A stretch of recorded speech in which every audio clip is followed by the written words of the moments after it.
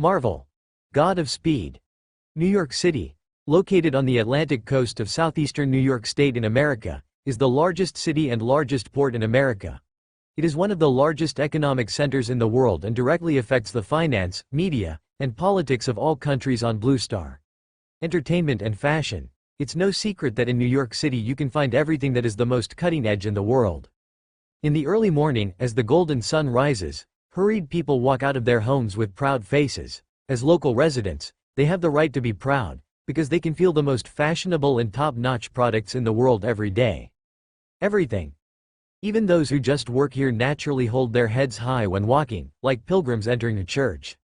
For people all over the world, getting a job in New York will be the beginning of rising to the upper class. Among the many companies in New York, the most respected and coveted one is Stark Industries. If entering New York is equivalent to getting a gold brick that can lead you to success, then entering Stark Industrial Group means that you are standing on a golden mountain. As long as you are careful not to get too excited and fall off and break your leg, then your future is destined to be bright, with luxury cars and beautiful girls. But as a member of this golden mountain, young Albert was very unhappy today because he, a new researcher who had just joined Stark Industrial Group, was on the layoff list not long ago. As a time traveler, Albert originally did not have much desire. Before he came to this world, he believed in the concept of being rich and contented, and he never asked for anything extravagantly. But after coming to this world, he learned that he is a researcher at Stark Industrial Group, and he has a bright future, and he couldn't be more satisfied. As for this being the Marvel Universe, there will be countless crises in the future. To be honest, Albert simply forgot about these things after worrying about the gains and losses at the beginning. It's not that he didn't want to take care of it, but that he really couldn't take care of it. There are only two ways to become stronger in the superhero world. The rich rely on technology, while the poor rely on mutation. The former is definitely not relevant to Albert, who is just a researcher. As for the latter, he can consider taking a challenge, but his professionalism as a former researcher tells him that the fatality rate of most mutations is extremely high. If you want to rely on this, you must first think about whether your life is strong enough. After excluding these 2 points, based on my experience of only watching some Marvel movies, the possibility of becoming strong enough to deal with various crises is almost zero. So Albert quickly gave up thinking about these things. If the sky falls, there will still be someone tall to hold it up. What's more, according to the movie's routine, Thanos snaps his fingers and half of the life in the universe is wiped out. So what about the superhero? It becomes dust and disappears when the wind blows. Ignoring the possible crises in the future, Albert tried his best to integrate himself into his new identity. After all, Stark was also a sun-like figure, so he would be much more stable by following him. However, this process is not easy. In his previous life, he was just an ordinary office worker. And although Albert's predecessor was just a budding researcher, he was also a top student in the physics department, otherwise he would not have been recruited by Stark Industries. It took Albert a lot of time to fully absorb the legacy of his predecessor. Fortunately, everything came over smoothly. This has to be thanked. The working model is almost universal in the world. Newcomers have to start by doing odd jobs. It's just a matter of processing leftover materials. Albert can still complete it.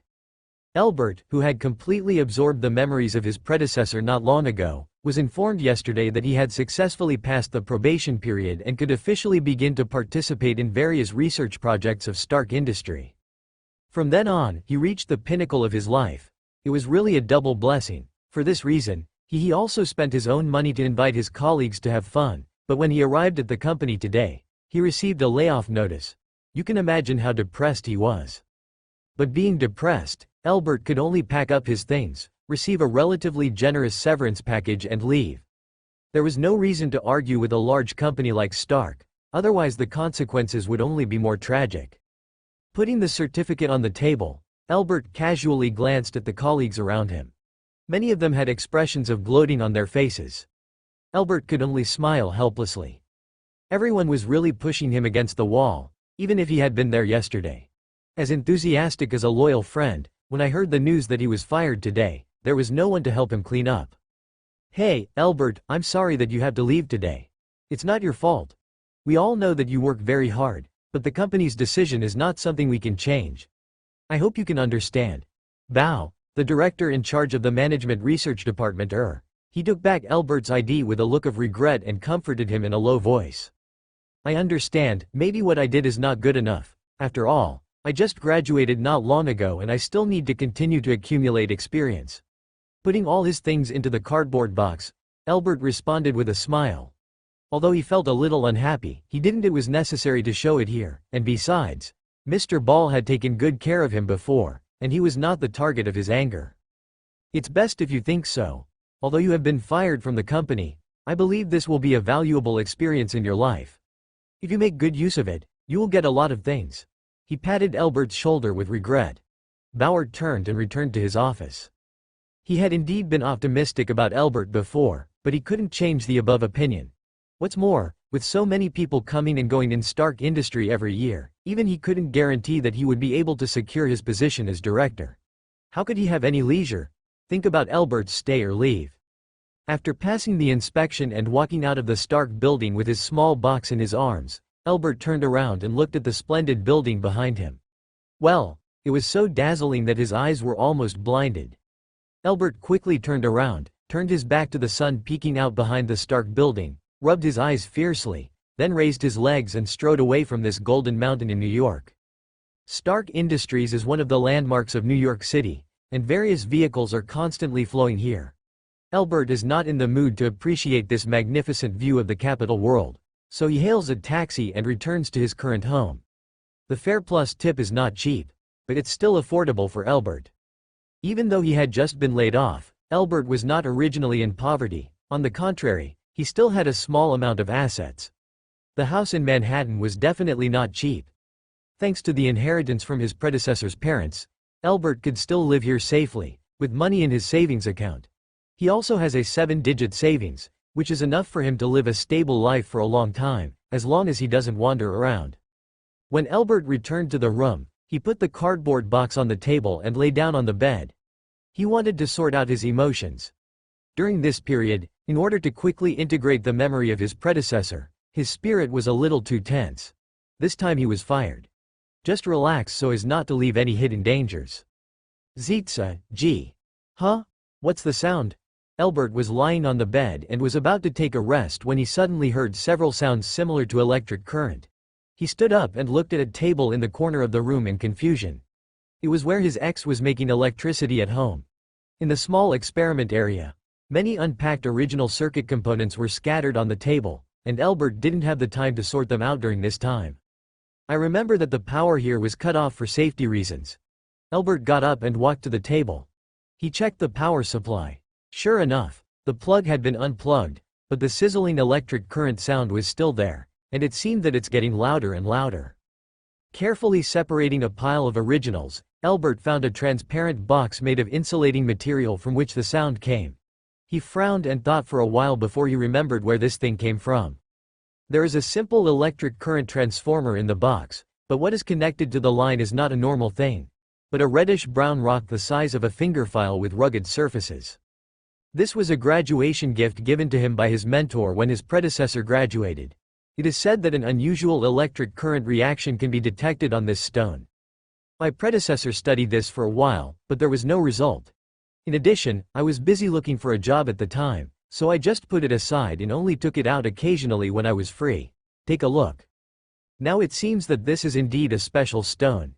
Even people with little professional knowledge can see at a glance that this little thing is obviously abnormal, because the electric current meter pointer connected to the circuit is moving like a convulsion. Crazy twitching. It won't explode, right?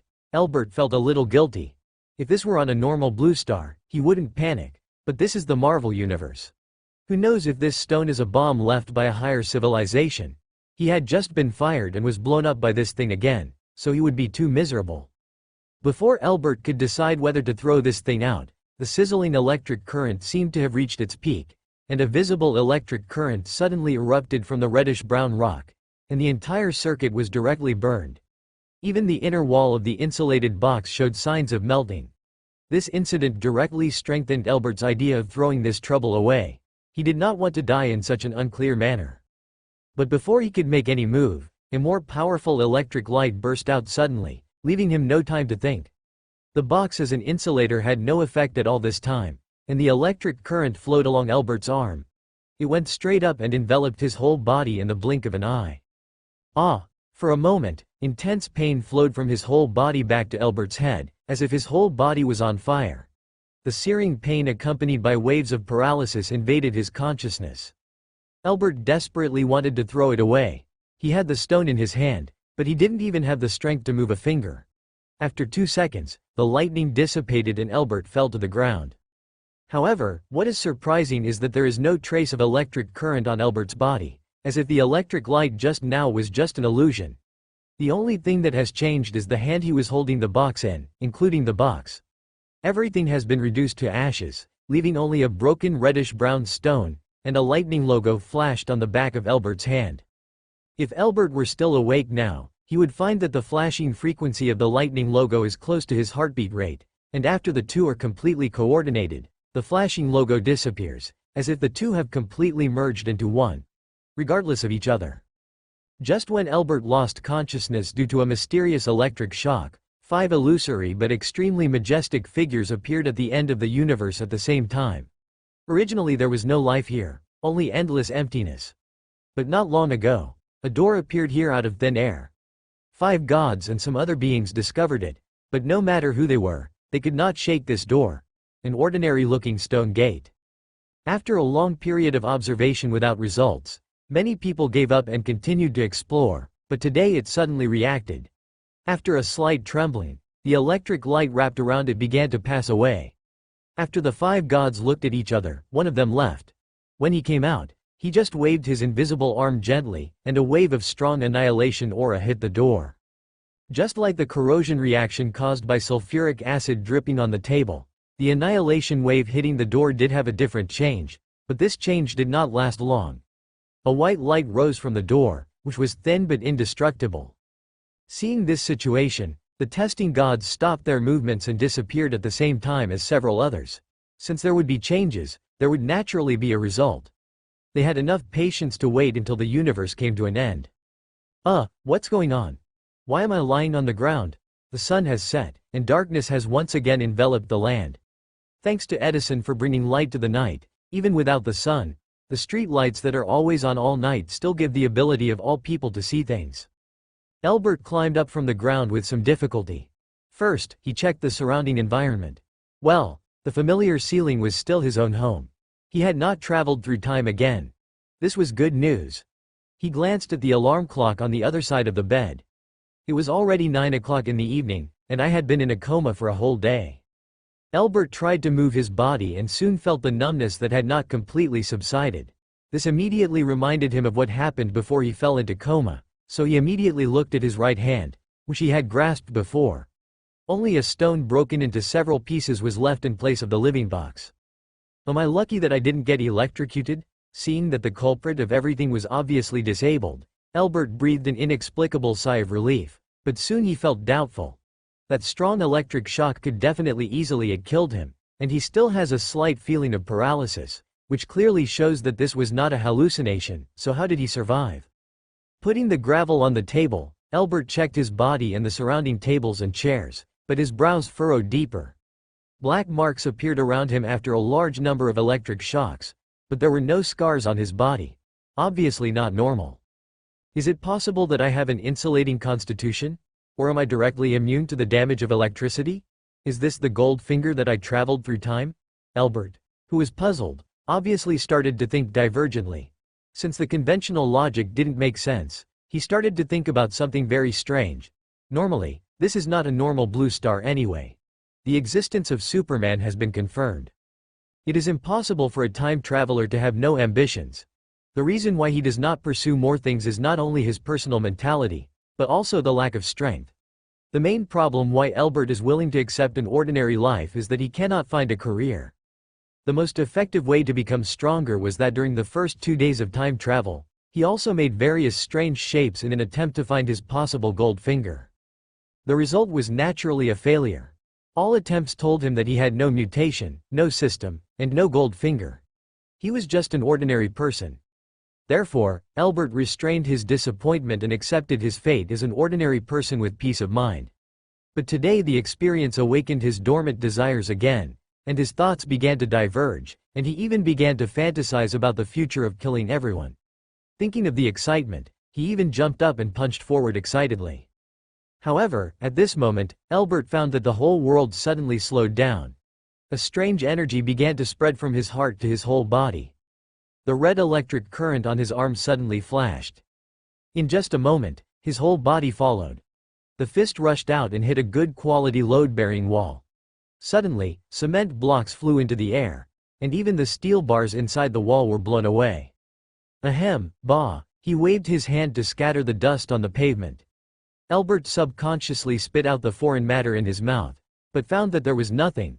After being stunned for 3 seconds, his expression began to be filled with uncontrollable ecstasy. Ha ha ha ha, I finally have extraordinary power, the Speed Force, which is the 5th basic power from the DC universe, the absolute top power. I finally have the qualifications to stand at the top. Albert doesn't care why the Speed Force of the DC universe appears in the Marvel universe and is acquired by him. As long as he does acquire this power, it's enough. He doesn't care if there is some mastermind behind the scenes. He had already accepted his fate as an ordinary person, and now the road to transcendence was right in front of him. How could it be possible for him to give up? Even if there was a conspiracy, Albert would not hesitate to gamble an unknown fate on a brilliant future, he bet. After the ecstasy, Albert forced himself to calm down. He couldn't lose his mind just because he obtained the Speed Force. He would have many things to do, but now, let's figure out his own state first. The Speed Force was obtained because of its method. Different people obtain it, and the final form of power will be different.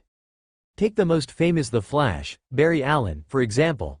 In addition to basic abilities such as super speed, he also gained the ability to travel through time and space, while Wally West, the Flash Kid, can give or steal to others speed, and can even use his thoughts to shape the Speed Force into a solid body.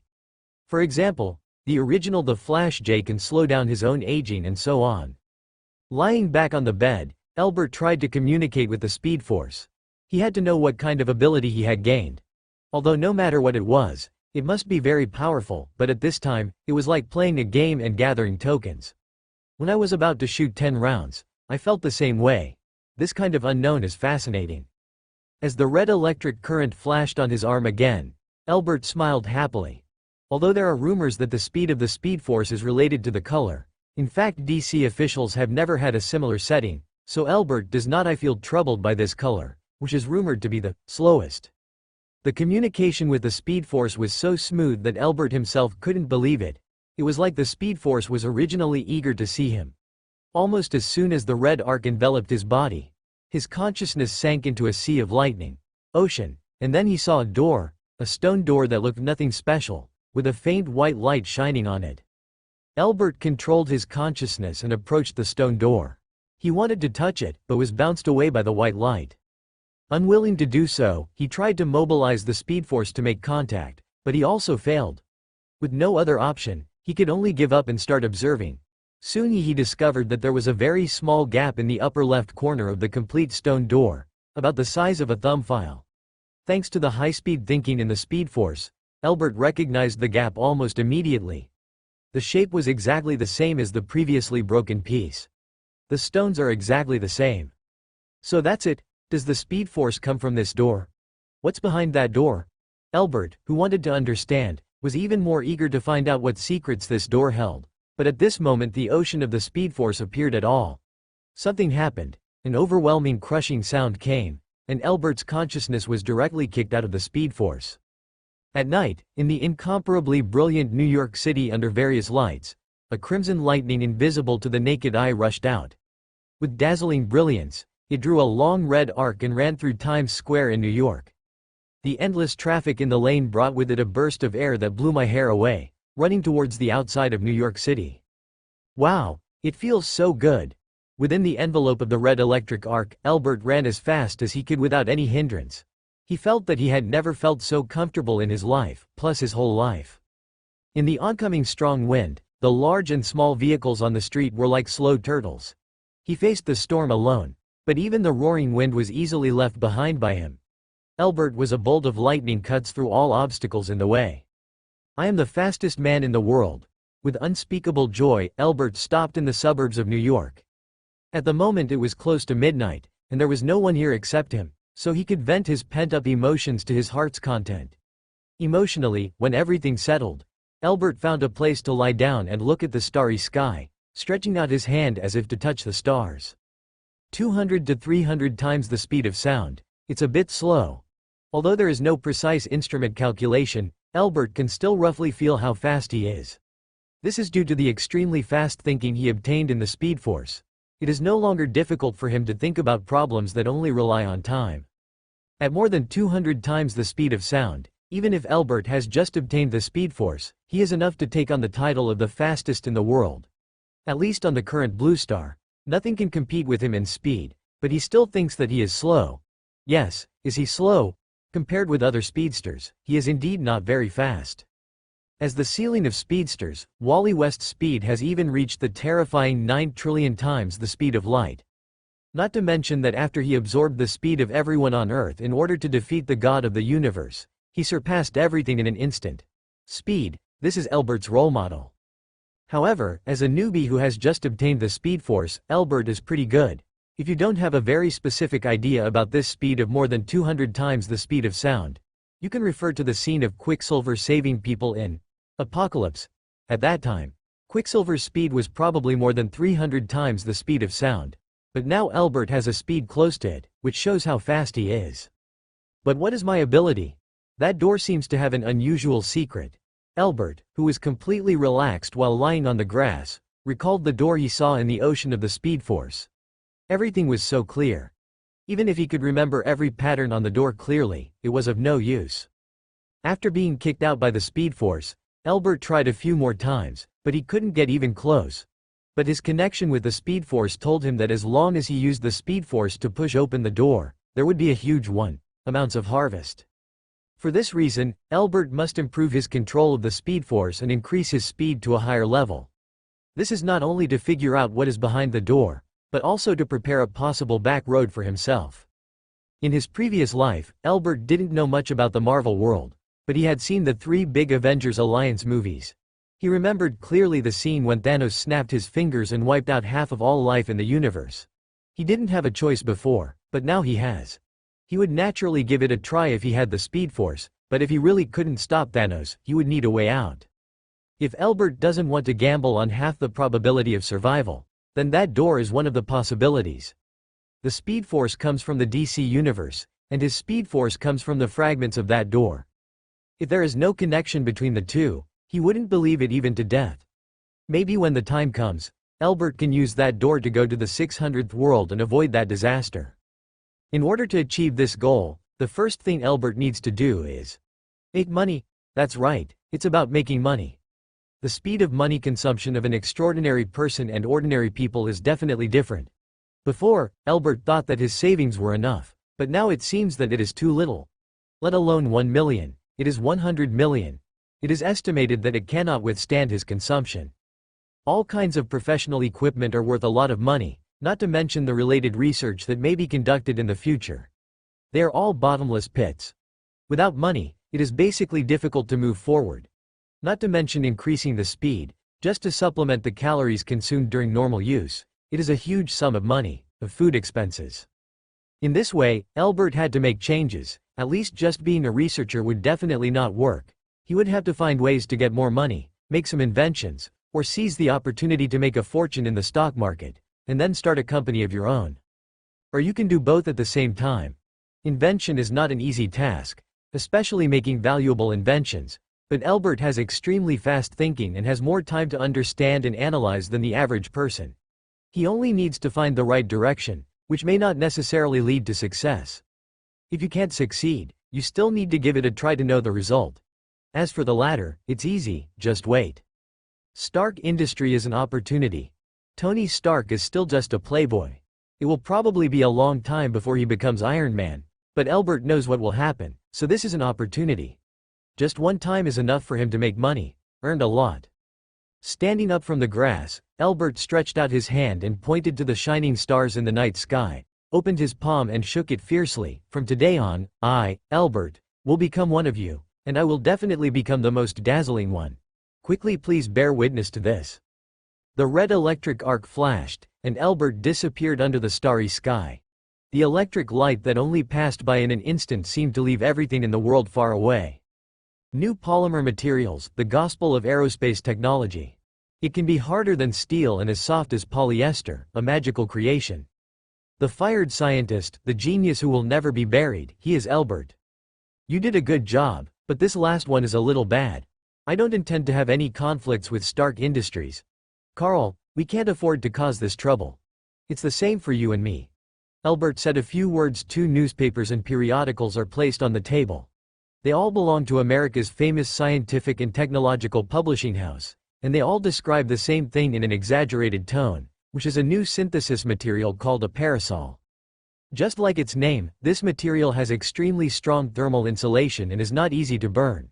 While originally having a certain strength, after it continues to increase to a certain thickness, it will have a very perfect buffer zone, even if bullets from sniper rifles cannot penetrate it. There is no doubt that this will be a brand new material with considerable uses. Whether it is used in aviation or military, it is very suitable. And this is Albert's result. It has been a few months since he obtained the Speed Force. In order to obtain more funds to support himself, he made many attempts after renting a small laboratory, but the results were not optimistic. He had to admit that it was not that easy to invent a brand new thing. Later, Albert also got some inspiration from the battlesuit of the Flash in previous generations, so after a period of research and development testing, the parasol was born. Although it was a little hasty, Albert was completely sure that it had all the advantages described in the newspaper. After all, Albert relies on this thing to make money, so naturally he will not brag too much about the quality, but the descriptions in newspapers are mostly exaggerated. We understand your concerns very well. We will not cause you any trouble, nor do we want to provoke the big tiger of Stark Industrial Group. This is just a small boo, and Stark Industries will not care. Sitting at Albert opposite me, a middle-aged man named Carl explained with a smile on his face, and since you want to sell your patent, is there any more perfect partner than Stark Industries? Stark Industries and genius scientists have settled their differences. Hand in hand, Europe. What a perfect title. I think we will grab a headline again in the future. Carl is a professional who is proficient in creating publicity. Whether an invention patent can make money, in addition to its original function, is more important, of course, its reputation. Only when everyone knows about such a thing, will they choose to buy it. Which is also the meaning of advertising. Albert didn't know how to operate, but there are many people who know how to get enough benefits, as long as you can afford to pay, so he found Carl, and after paying a large commission, the publicity work began, although it was not there yet. It may not be a household name, but at least a few top-related companies must have received the news, and these are Albert's goals. Ever since the patent application was successfully applied for, Albert has never thought about producing it himself, because the two related industries, aerospace and military industry, are hunting grounds where predators gather. Albert has no foundation and no backing. If he breaks in rashly, he will only be eaten, wiped clean. Unless he wants to make things worse and directly use the Speed Force to solve all problems, then the problem will be gone. But the consequences are really unpredictable. If he doesn't understand the situation of the door inside the Speed Force, he will leave a way out for himself. Before, Albert didn't want to attract the attention of some supernatural forces. The Speed Force is very strong, but it is by no means omnipotent. The key point is the early development. Therefore, cooperation is the key point. Parasol is his stepping stone to cooperate with large enterprises for development. This is also the path that most independent researchers will choose. This is also one of Albert's goals. He will get an independent laboratory to complete in his own opinion. This may be slower, but it is the safest. The superheroes haven't come together yet, and the world is relatively stable. When everything goes into chaos, he may have a chance to change it, and that's not far away. Stark Industry is very suitable, but it is too powerful. I am afraid of being swallowed up. Regarding Carl's proposal, Albert was non-committal. Stark Industry was not his first choice. The next step is to wait for the invitation to come. I hope not to let it go. I'm disappointed.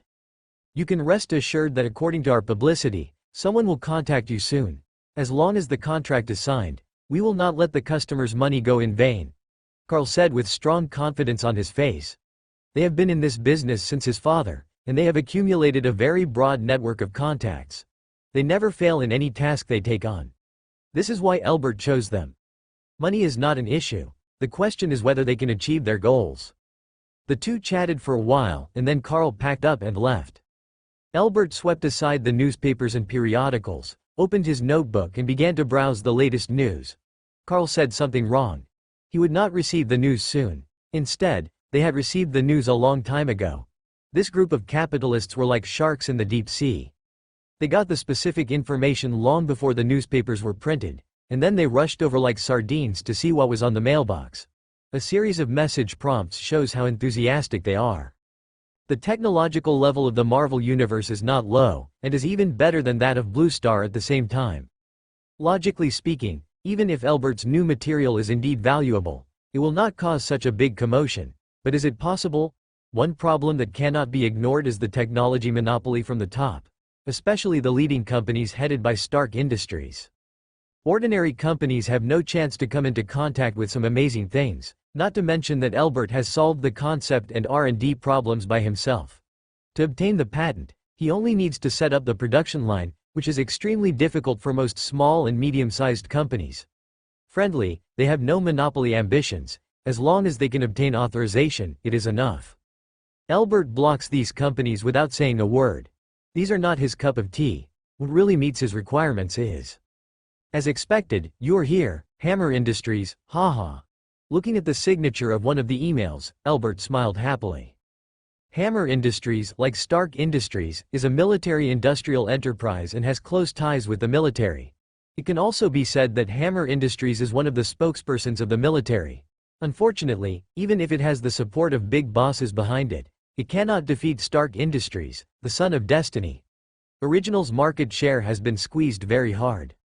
You must know that in the current Stark industry, Tony Stark is still just the smart playboy. The person who really supports the group is his uncle Obadiah Stane, a ruthless old fox. With him under his control, Hammer has not been squeezed out of the military industry. As for the basic industry, even the resources provided by the military to his younger brother are powerful enough. However, no matter how powerful the military is, it is impossible to abandon Stark Industries' more advanced weapons and place a large order for Hammer Industries. Therefore, the situation of Hammer Industries has become increasingly sluggish in the past 2 years, and even if it is not the future Obadiah was killed by Tony Stark, and the weapons department was shut down to transform into new energy, Hammer Industries might still be lingering on. Today's Hammer Industries makes a living by doing some small businesses that Stark Industries looks down upon, or relying on the help of military bosses to buy and sell some relatively profitable things. Its own scientific research department does have a lot of things that can be taken out separately. It can be considered very good, but the quality of things depends on comparison. No matter how good Hammer is, it cannot surpass Stark Industries. As the controller of Hammer Industries, Justin has great ambitions and is tolerant. Since high-end products cannot be squeezed out, he will start from the low end. At least he has no problem with channels, so although Hammer Industries can get by, it's miserable, but there's no danger of bankruptcy. Justin is quite optimistic about the new materials developed by Albert. This is an opportunity for him. He admits that heavy industry cannot compete with Stark, but if he can obtain the exclusive license, Hammer Industries will have a breakthrough. No longer can I do some smuggling in secret, but I have a hit product that I can use. How many weapons does the US military use each year? Justin knew clearly in his heart, but he knew more clearly how many protective suits the US military had to eliminate every year. The former could not be compared with the latter. This was not a war period, and the consumption of weapons, especially heavy weapons, was not much. Compared with this alone, soldiers' armor, including but not limited to body armor, bulletproof helmets, etc., is definitely much more expensive. The materials developed by Albert can not only replace body armor materials, but also play a role in aviation. Stark Industries has not done anything in these two aspects, but compared to the weapons department, it really doesn't care. Justin is still confident that he will give Stark Industries a try. The big bosses in the military behind him support him, and they also want to check and balance Stark Industries. However, the performance of Hammer Industries in recent years has been too embarrassing. Even if the people above him don't say it, Justin himself feels embarrassed, so he is ready this time. Enough benefits in exchange. He believed that compared to Stark Industries, which had previously fired Albert, Hammer Industries would be a perfect choice. Catherine, has Dr. Albert responded? Justin held the goblet, shaking the scarlet liquid in it, looking out the window at the busy traffic, and asked the secretary who opened the office door with a confident look. In his opinion, Elbert has no reason to refuse. His price is the highest and the authority he gives is quite high.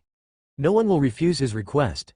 However, upon hearing his question, Secretary Catherine looked embarrassed. "I'm very sorry, boss. Dr. Elbert declined our invitation." "What?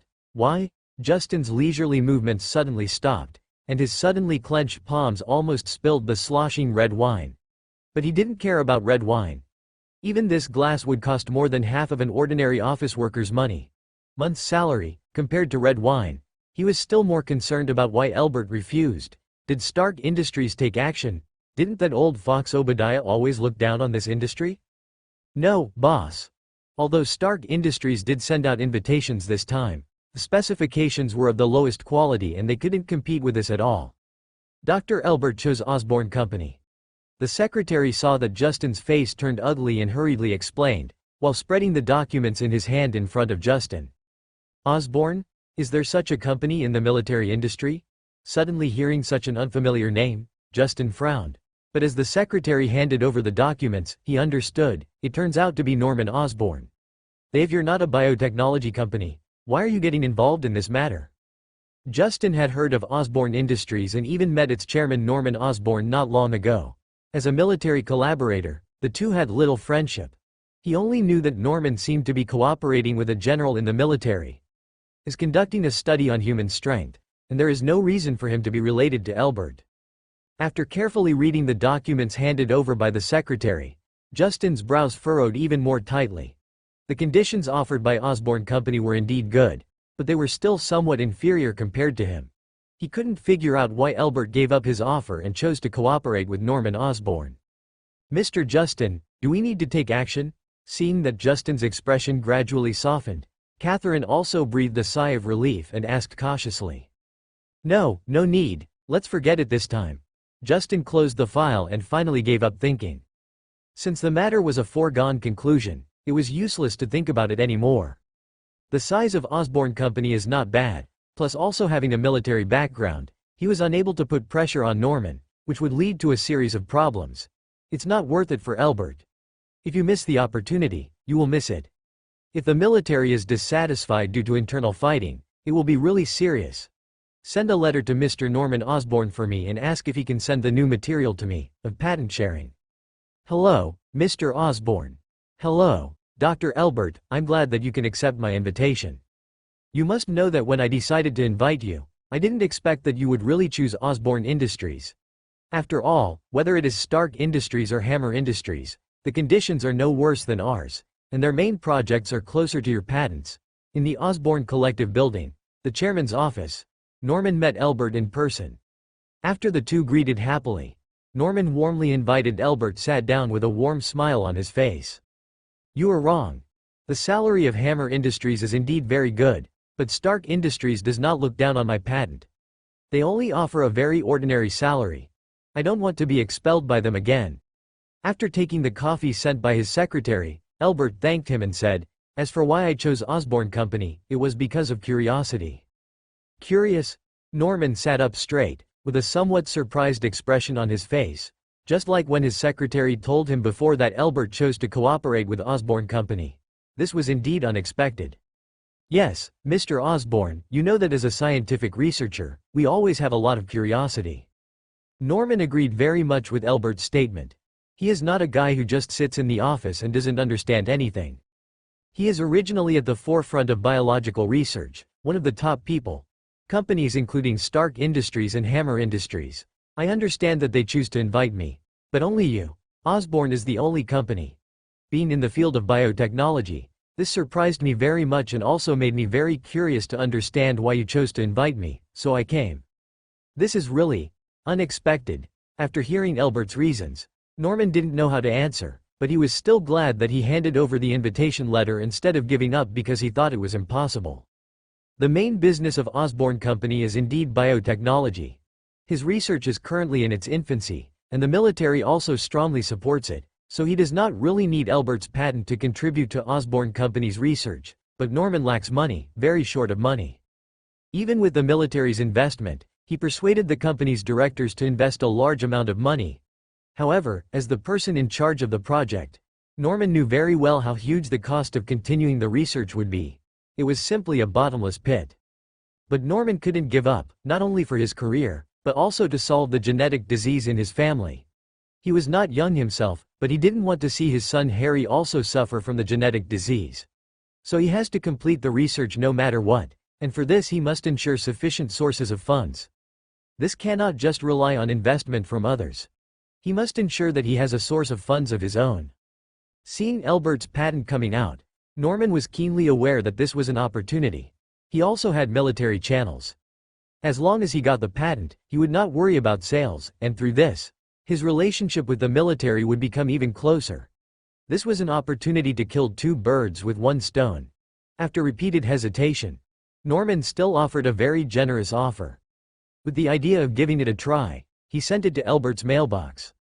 Who would have thought that such an attempt, for which he was not sure of the outcome, would actually succeed?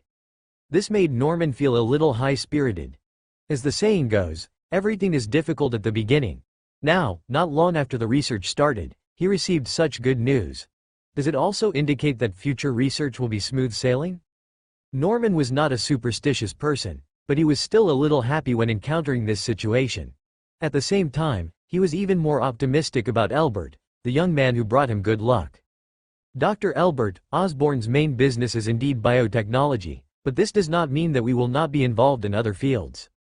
And compared to your patents, I look at you more originally. You are still young, very young. This is capital. I believe that as long as I provide you with a suitable environment, you will bring more surprises to me and the whole world. As a qualified capitalist, even if the purpose is to make money with Elbert's patent, Norman he wouldn't say that directly, but would encourage him in a bewitching tone. Dr. Elbert, believe me. And believe in yourself. Your talents don't stop there, and Osborne Industries will provide you with a complete set of conveniences.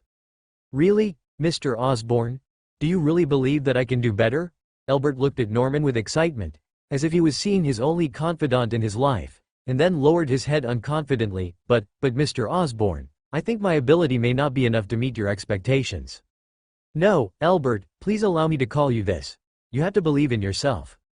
You have enough time to learn and try. Failure is just a ladder to growth for you. It is an inevitable path, just like the other Elbert. He failed thousands of times to bring light to mankind. You just lack some confidence. Norman stood up from the sofa, pulled Elbert to the window of the office, and pointed at the busy work below. The employee said, I have decided to open a research department specifically for you. A research department led by you. Just go ahead and do it. I believe in you. This is so. Elbert's face flushed with excitement, and even the hand holding Osborne's hand was trembling. I will definitely not disappoint your expectations. I will carry out all aspects of research, all for Osborne. Very good, Elbert, go and find Mr. Collin. He will explain the new scientific research department to you. You can start forming your own team at any time. Norman sent Elbert out the door with a smile on his face, and turned around in an instant. The smile on his face disappeared, replaced by a look of coldness and arrogance. Chairman, do we really have to meet all of Dr. Elbert's requirements? The secretary looked at Norman with some confusion. He had never seen Norman be so optimistic about a young man. Definitely not. Norman shook his head decisively.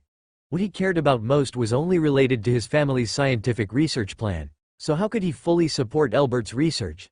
You can agree to some less important requests, but as for those that are not suitable, yes, just leave it to me and I will take care of it. Well, old fox, you almost led me into a ditch. Walking out of Norman's office, Elbert rubbed his cheeks vigorously. The flush began to fade and returned to his normal skin color.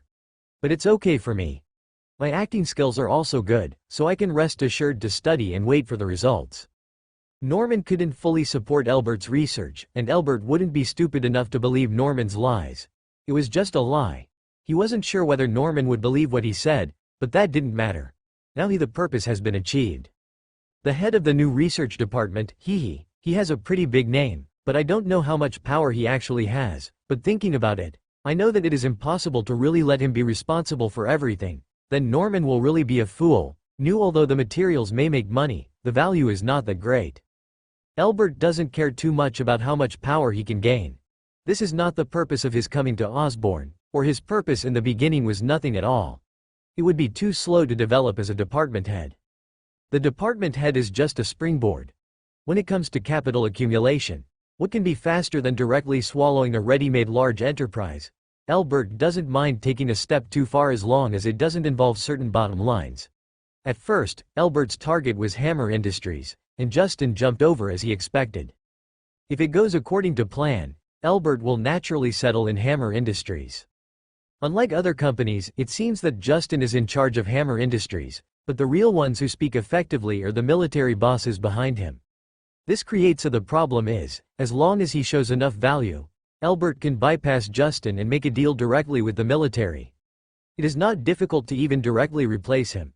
The military only likes Justin because he is useful, but it is just a waste to abandon him. Just one sentence. Just like in the movie, Death Whip was killed by Iron Man and Rhodes for revenge. As his boss, Justin was pushed out by the military and gave up as soon as he said it, without any hesitation. However, just when Albert was about to act according to the plan, another invitation letter appeared, that is, Osborne Industries, which made him quickly change his mind, because plans can never keep up with changes, and he did not know the specific situation of Hammer Industries. It is easy for some changes to occur, resulting in things not developing as he expected. Compared with Osborne Industries, it is a little different.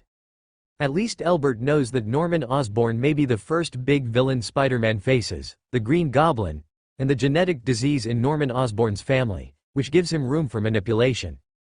And unlike Hammer Industries, which is almost completely controlled by the military, Osborne Industries originally only cooperates with the military and still maintains a certain degree of independence. Albert only needs to get the shareholders of Osborne Industries, and Albert can take them under his wing. As for how to deal with those annoying directors, haha, Norman will solve this problem for him. While Albert was communicating with Norman, Stark Industries, Obadiah was sorting out the company's recent profitability. Although he was a villain, he did his best for Stark Industries. There are two documents on the table. The one on the left is normal profit, which is a legitimate income that can be checked 3 times without any problems. The one on the right is naturally something that cannot be seen by outsiders. The privacy even includes some of Obadiah's own private transactions. Quite good performance, you are indeed a commendable assistant, Daniel. Obadiah had a satisfied smile on his face, and it was obvious that the numbers on the report satisfied him. As Stark Industries gradually grew, he would not personally intervene in everything. He would hand over some minor issues to his assistants to handle. Obadiah's assistants have changed several times over the years, some because he was not satisfied with the other person's work efficiency, some because he was too curious, and there was also an old buddy John who had been with him for 3 years. Thinking of him, Obadiah couldn't help but feel a little nostalgic. He was a very good person who could figure out his thoughts. Unfortunately, he knew too much, which forced Obadiah to send him to see God in advance. This is what I should do. You have given me your trust, so I will naturally do what you ask me to do. Although Daniel has only been with Obadiah for less than half a year, he is already familiar with this boss's character. So in the face of Obadiah's praise, Daniel only responded humbly. That's great, this reminds me of old John again. Obadiah was very satisfied with Daniel's attitude, but some issues still had to be clarified. He took out one document from the document. What was different from the others was that this one there is an F printed on the document, which means that this is a failed contract, and it is also the only failed contract among all the documents. This is the only stain on you. I am not a person who cannot tolerate failure, but you can't. It would be too ugly to have an ink spot stained on a piece of white paper, and I hope this won't happen again in the future. Yes, Mr. Obadiah, I will correct this mistake. Daniel lowered his head nervously and took the contract from Obadiah's hand. There was a photo on it, exactly what Albert looked like. Obviously Albert's refusal earned the good assistant a bit of criticism. This also made him hold a grudge against the young man in the photo, and he was going to wait to communicate with his business partners and tell this young man who didn't know the heights of the world. Not only could he make a fortune with a little ability, but he was the one who was against Stark Industries. The biggest mistake of my life. No, Daniel, I don't want to attract any attention recently. Dr. Albert is just looking for his own way. What do you want to do? Threat or inducement? We are serious businessmen, and this is free America. You have no right to change a person's opinion. Do you understand? As if he heard the indignation in Daniel's tone, Obadiah's expression became serious and he warned seriously. Yes, Mr. Obadi, I understand. Obadi's expression reminded Daniel of something bad. A few months ago, he also suddenly changed his face like this, and then killed his former assistant in front of him. Mr. John, he was very scared at the time. Even though Obadiah didn't make things difficult for him at the time, Daniel still didn't sleep all night. The next day he went to work in the company in a daze, only to be informed that he had become the new assistant. This not only did not make him happy, but even made him even more unhappy, fear. Daniel had always had an arrogant attitude in front of others, but in front of Obadiah, even a single expression or movement was enough to scare him, so he honestly chose to obey Obadiah's instructions and would never provoke him. Any trouble, for which he even stopped trading with some partners. But little did he know that this behavior made Obadiah even more dissatisfied with him. He liked a dog that could do good things, but he would not keep a timid dog that couldn't do good things. I still miss old John a little bit. Seeing Daniel hunched out of the office, Obadiah muttered as if he was nostalgic. Then he cut off all communication signals between the office and the outside world and walked into the independent room at the side door, bathroom. After confirming that no one would disturb him at this time, Obadiah groped in front of the bathroom mirror. He soon found a bulge on the edge of the mirror. This was a rather hidden point. It was covered with multiple layers of the mirror. The reflection is hidden. As long as it is not in direct contact, no matter what angle you look at, you will see a smooth mirror surface. Obadiah's thumb stayed on the protrusion for about 3 seconds, and the entire mirror began to fold from the center. Soon a screen with a file size extended from the back. Obadiah entered a few words on the screen. The screen flashed twice, and a bald head with a fierce expression appeared on the screen. I have arranged it according to what you said. As long as there is no problem with your intelligence, I will be able to eliminate the target soon, the bald head said hoarsely, forcing out a smile, opening a distance from the camera and putting his gun behind him. Armed thugs were shown to Obadiah. Very good. I will give you the exact route in 2 days. As long as you can do it, I can add 20% to the previous price. Obadiah nodded with satisfaction, but there was still an imperceptible disdain in his eyes. If it weren't for it is not convenient for him to let his own people take action, so there is no need for such a little bastard. No, I want to double it. Tony Stark's head is more than the previous price. This is a big deal, and I have to pay huge amounts of money for it. You can't let me lose. Obadiah thought that the price was enough to satisfy anyone, but he still underestimated the appetite of a warlord who survived in the Imperial Cemetery. After hearing Obadiah's quotation, the bald man was not only unsatisfied, but even added it to a much larger number. We have made an agreement before. You can't go back on your word now. You must know that the weapons you rely on to survive until now were purchased from me. Don't cut off your escape. Obadiah's face suddenly changed. It was ugly, but he suppressed his anger and said through gritted teeth. Don't cut off your retreat. I know your purpose. As long as you get the entire Stark industry, isn't my little money just a waste of money? Believe me, you're worth the money. The bald man said to Obadiah. He ignored the anger. He was sure that Obadiah would never give up this opportunity, and in the neighborhood, no one except him could do this kind of business. This was a seller's market. Whatever conditions he had, Obadiah had to take over. Okay, but I won't pay until I see Stark's body first. Obadiah's expression changed several times, and finally he agreed to the bald head's conditions. Seeing this, the bald head laughed and closed the communication, leaving Obadiah alone. He stood there with a livid face. Seeking death. Reverting the screen to a mirror.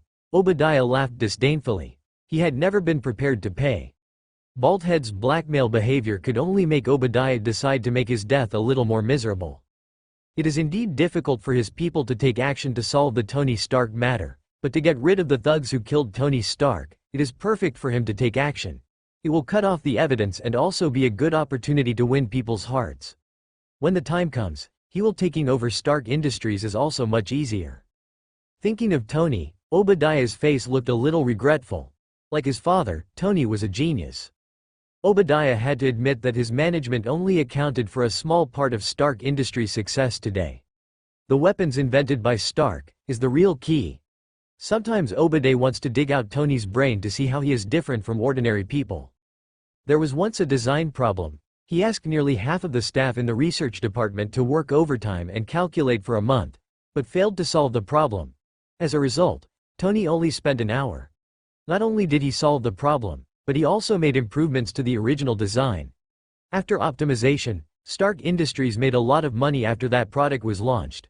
With such an obvious gap, Obadiah really couldn't bear to kill Tony. But he tried. Tony is a bastard, even more bastard than his dead father Howard. He is simply incompetent. Apart from letting him disappear, Obadiah can't think of any other way to obtain Stark Industries, so after knowing that Stark was going to test-fire a new missile at the Imperial Cemetery, Obadiah planned the plan. In America, he couldn't touch Tony, but outside of America, it was still an extremely chaotic place like the Empire Cemetery. It was difficult for Obadiah not to be tempted. Just wait a few more days, and Stark Industry will belong to me. It should have been mine a long time ago. Osborne Industries obtained Elbert's patent authorization.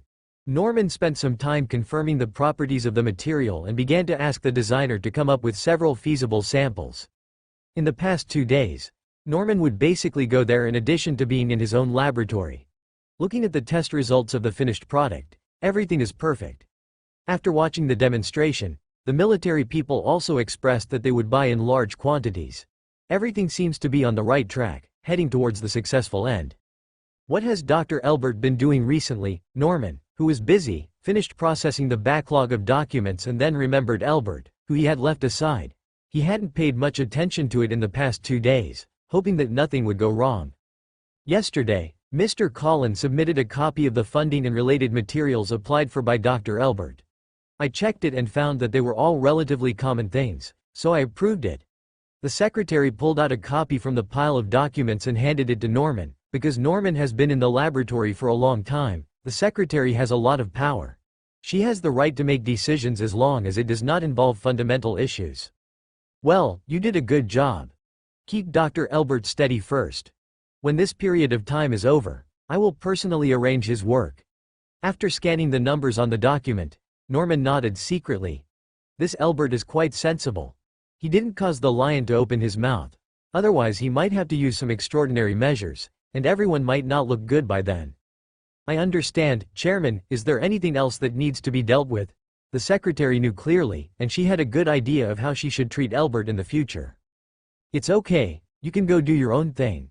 Norman waved his hand to signal the secretary to handle his own matter, but halfway through raising his hand, a sudden sharp pain forced him to take his hand back and draw as slightly. His tired face was twisted in pain.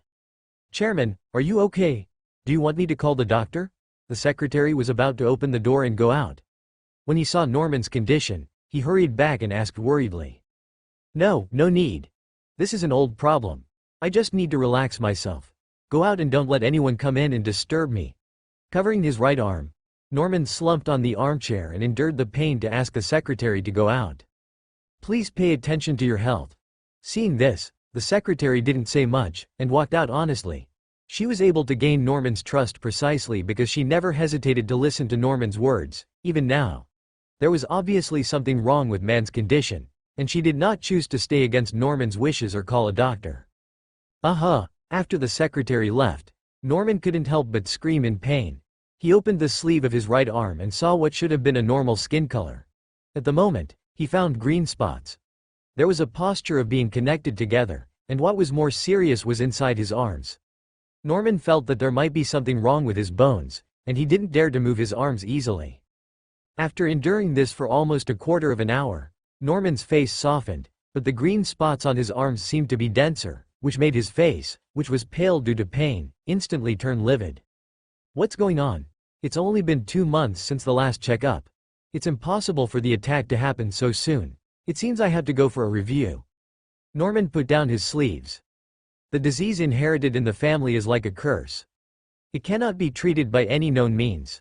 Once the onset of the disease begins, it means that the countdown to life has begun, and this process will be quite painful until it is completely asleep in despair. It's just that Norman is a little confused. According to the results of the last inspection, there shouldn't be any problems in the past year. That's why he chose to cooperate with the military at this time. He just wanted to take advantage of his good condition to successfully develop it as soon as possible. The body's strengthening formula is used to solve this curse. But after 2 months, it came back like a ghost. The test results would not be wrong. Norman still had this confidence. This can only mean that the disease has changed in the body in the past 2 months, and it will most likely kill him. We have to speed up. Norman thought for a while, but picked up the phone. He didn't have time to wait slowly, and he had to speed up the process of everything. In the persuasive voice on the other side of the phone, Norman insisted that all experiments on new materials must be completed tomorrow, and the finished products should be launched within a week and mass production begin. Norman then called several people in charge of the laboratory, all urging them to take action. This may lead to a series of problems, but Norman can't control that much. As long as the funds are in place, he will do his best to research the strengthening potion. Even Osborne Industries is secondary in comparison. In the new laboratory of Osborne Industries, Elbert assigned several material analysis tasks to the researchers below, and walked into his independent office. During this period, he was indeed quite honest, because he did not need to be high profile, and things were going towards him. Going in the expected direction. Norman is about to get sick. Elbert turned on the TV on one side, turned the sound to the highest level, and looked in the direction of Norman's office through the wall. It seemed that he could see Norman gritting his teeth and enduring. According to the original development, Norman's genetic disease may last for several years. It won't enter its late stages until next year, so Elbert injected some changes into him. The Speed Force does not only affect the movement of the human body. It can also affect cells in more detail. Most of the speedsters who obtain the Speed Force will not only change their speed, but also the self-healing cells in their bodies will also be accelerated. This makes they can recover quickly after being injured, and some speedsters can even use the Speed Force to affect other people's self-healing cells, thereby achieving the purpose of healing others. It just depends on the connection with the Speed Force. This ability may or may not cause the target to lose health. Elbert didn't care whether the vitality was lost or not. What he cared about was, besides the self-healing cells, could the Speed Force act on other parts? The answer is yes. At least Elbert can do it. He doesn't know if other speedsters can also do it, or is this one of his own uniqueness? As early as when he shook hands with Norman, Elbert controlled the Speed Force, quietly entered Norman's body, and accurately acted on his family's genetic genes. This change will make Norman's disease, which originally took several years to completely break out, come to an end in the next few months, and even if Norman checks carefully, he will not find other problems. In this process, the Speed Force that Elbert sent into his body has long since disappeared. In the past few months, Elbert has not given up on exploring the changes brought about by the Speed Force. Super speed is the most basic and core thing. But other abilities cannot be underestimated, such as crossing physical obstacles, which is quite practical. This means that even if he is trapped by someone's design, Elbert can escape safely. To travel through entities requires considerable control. Speedsters must completely control the kinetic energy of their own molecules at the molecular level. When they need to enter or pass through a solid object, they only need to match the vibration frequency of their own molecules to that of the object. This can be achieved by keeping the vibration frequency of the molecules the same. The second generation the Flash Barry Allen can do this, but the third generation the Flash Wally West's control ability is slightly worse, so when solid objects come into contact with Wally, the objects tend to explode, and the fourth generation of the Flash, Bart Allen, is even worse. He will directly melt the objects he touches, although this is another way to penetrate obstacles. Elbert's control over this ability is not particularly good. This can be seen from the fact that when he first obtained the Speed Force, he directly knocked down a load-bearing wall of his house. In later attempts, Elbert's performance was similar to Wally's, but it was more destructive. The object did not explode, but during the disturbance of the Speed Force, the molecular structure was disrupted and directly disintegrated. Elbert was not satisfied with this, but he really tried to transform this ability from being able to only act on objects to being able to act on living organisms. The Speed Force gave Elbert enough speed to deal with most situations, but in terms of attacks alone, it's not particularly outstanding, but there is something in the Marvel Universe that is extremely resistant to pure physical damage, and that is vibranium, adamantium. If vibranium is used to build an armor, Elbert is not sure how fast he has to accelerate to accumulate the energy to break vibranium's defense, so other countermeasures are necessary. During a long period of research, Elbert discovered that his Speed Force, just like the red color it appears on the outside, is quite aggressive, and its derived ability is closer to destruction, rather than construction or recovery. Even if Elbert concentrates his energy enough, he can make the speed force behave like a real electric current, destroying everything around him crazily, and this damage is irreversible. Elbert even doubts that he will be affected by this destructive speed. After being damaged by force, even if you use time gem, you may not be able to recover. Elbert has roughly confirmed that the form of his own speed force is a gun, an indestructible and indestructible gun. Anything that stands in front of him will be destroyed. Tony Stark, dreamer, genius, patriot, he created a new pattern in the weapons industry and defended the freedom of the United States and the country's interests around the world. He is a true patriot. Tomorrow in Las Vegas, Colonel Rhodes will present the highest honor award of the year to Tony Stark. Interested viewers, please pay attention to this station on time tomorrow. We will broadcast the entire event. Just when Elbert was lost in thought, a report appeared on TV that pulled him back. Although the news had passed, Tony Stark's photo was still hanging on the lower right side of the screen, with a line of, "The year's highest honor award," attached. The golden words, "Winner," cannot be ignored even if you want to. The awards ceremony in Las Vegas, has it come to this so soon? Fortunately, Norman has paid part of the patent fees, otherwise I would have missed it for nothing. Elbert's mind worked quickly, and he quickly came to the conclusion. The conclusion is that in more than 60 hours in the future, this patriot will disappear. And soon after that, Iron Man will be born. Elbert didn't care much about Stark Industries' internal struggles, but he had been waiting for this opportunity for a long time. This was the fulcrum of change, and the patent fees paid by Norman were Elbert's crowbar to move the stock market. With enough funds, Elbert can speed up the annexation of Osborn Company. Iron Man is about to be born, and other Superman types will also be born one after another. The era of Great War will begin, and everyone has reached the moment of fighting for their lives. Is it a blockbuster, or is it being penniless? It depends on whether he can adapt to this era.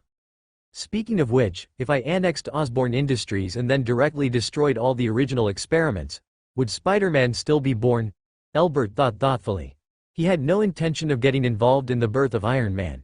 He just made money behind the scenes.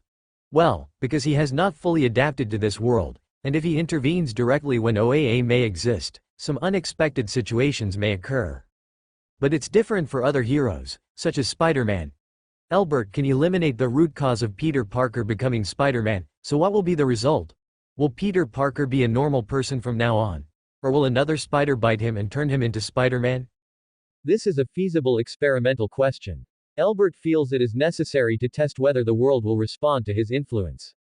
Elbert has no interest in going against those superheroes, but when interests are fixed, no one can guarantee that there will be no conflict.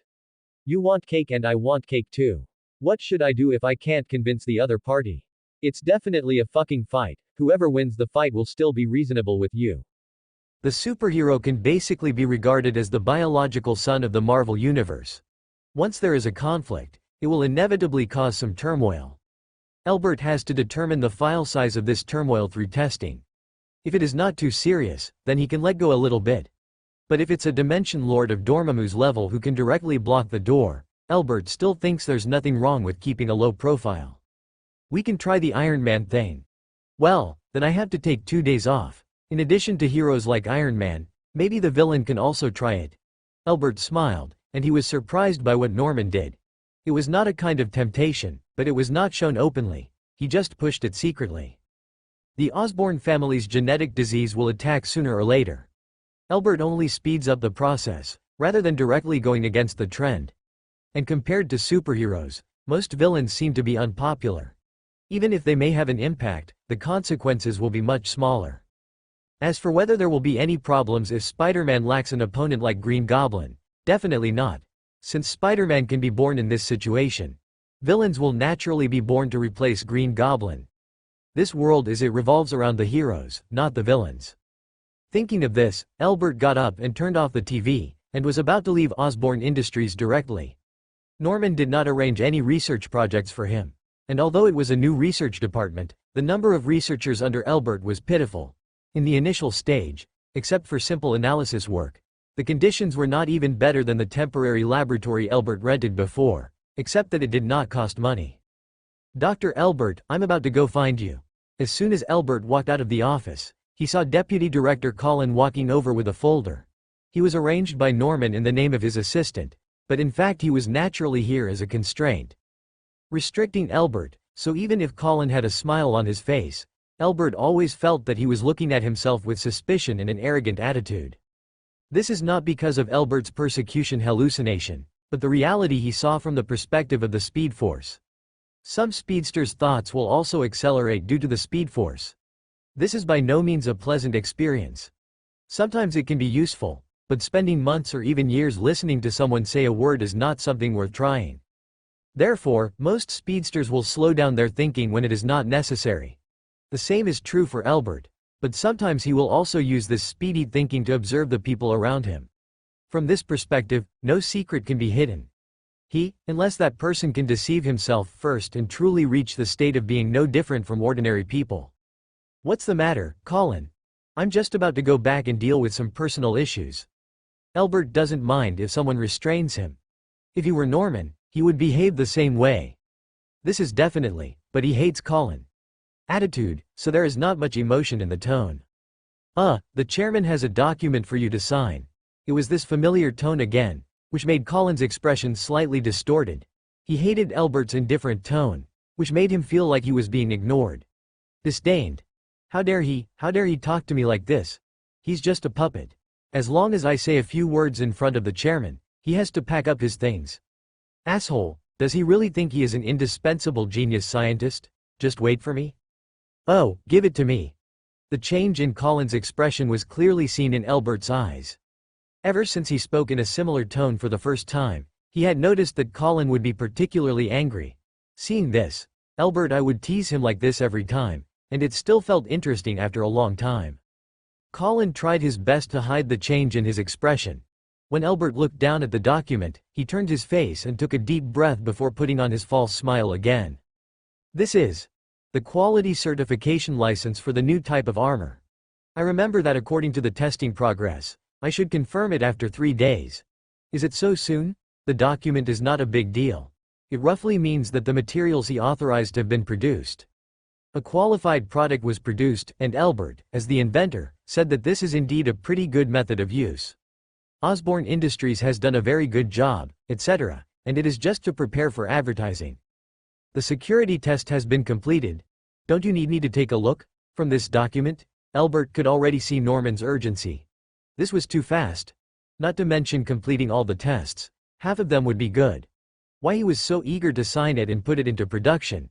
It shows that the Speed Force has indeed had the desired effect, which is exactly what Elbert wants to see. The chairman means no, doctor, don't you believe in the ability of Osborne Industries? Colin asked with a sincere look, but in his heart he was madly hoping that Elbert would say yes. Only if he said so, he would have it. Why go to the chairman to file a complaint against him and let him know how powerful he is? Oh, okay, what's the other one? Elbert looked at Colin's micro-expression in a funny way, and decisively signed his name. He knew the quality of the new product, and it didn't matter when he signed. He didn't need to say more on this issue. He just asked lightly about the content of the following document. Cowardless coward. Colin, who failed to make the abacus, cursed Elbert in his mind. He didn't even say a word in retort, which was a disgrace to the scientific researchers. However, he could only say with a smile on his face, the chairman is going to doctor. Your patent is shared with Mr. Justin from Hammer Industries, and this is the share that doctor should get. Well, what a surprise, thank you. Seeing the amount on the document, Elbert made a surprised expression. In the licensing contract for Osborne Industries, Elbert also gave Norman the right to freely share the patent with others, but stipulated that there is a lower limit on the price, and every time he shares, he deserves a part of the dividend. Generally speaking, this kind of patent monopoly will be shared with others after the market has spread and entered a saturation period, but Norman knows that he does not have the ability to occupy enough markets in a short time. After all, he is not in the military industry. Therefore, in order to collect funds as soon as possible and go all out for research, we can only reluctantly give up long-term interests and prepare funds that can be obtained in the short term from Hammer Industries, which took the initiative to raise money. This is also a good thing for Elbert. The more money he has, the more capital he can leverage. How he will act next depends on the results of the test. I hope he will not deviate too much from his ideas, otherwise everything will be in trouble in the future. It is absolutely difficult to suffer from liver pain if you have to tie your hands and feet. The next day, at the Caesars Palace Hotel in Las Vegas, Rhodes, with a black face and almost a black aura, waved his hands to drive away the waiter who was coming to entertain him, and went straight to a gaming table filled with spectators. He had reason to be angry. Such an important award ceremony. Tony actually failed to make an appointment. If Obadiah hadn't come to the rescue, he wouldn't have known how he would have stepped down. This is simply too much. When he sees Tony, he must teach him a lesson, at least. At least make that bastard apologize to himself and promise never to do anything like this again. Rhodes was holding the trophy that should belong to Tony Stark. Before anyone could squeeze in, he heard Tony Stark shouting, "I'm going to win. Come on." This undoubtedly made Rhodes happy because of his fantasy. Many people's faces became even darker, and they pushed aside the crowd and squeezed in. "We should play all night long." After Tony Stark rolled the dice, he didn't care about the result. He just smiled and placed his hands on the waist of a beautiful woman next to him, completely unaware of Rhodes, who was exuding strong low pressure behind him. "You are really unreasonable. Tonight you should."